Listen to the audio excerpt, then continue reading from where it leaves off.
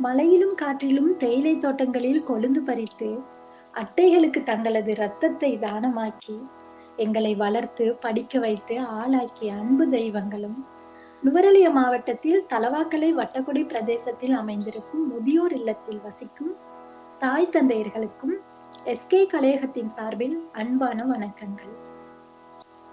எங்களை வளர்த்து ஆளாக்கிய தாய் தந்தையர்களை ஒருபோதும் தயவு செய்து முதியோர் இல்லங்களில் விட்டுவிடாதீர்கள்.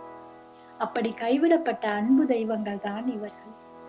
இவர்களுக்கு உதவ உங்களுக்கு மனம் இருந்தால் உதவ.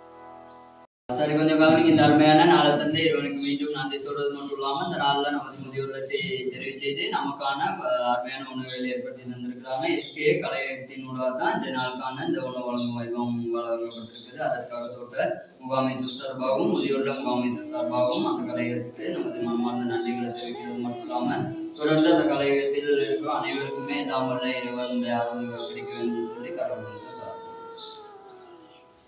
என்னோடு சேரவா முருகா, உன்னோடு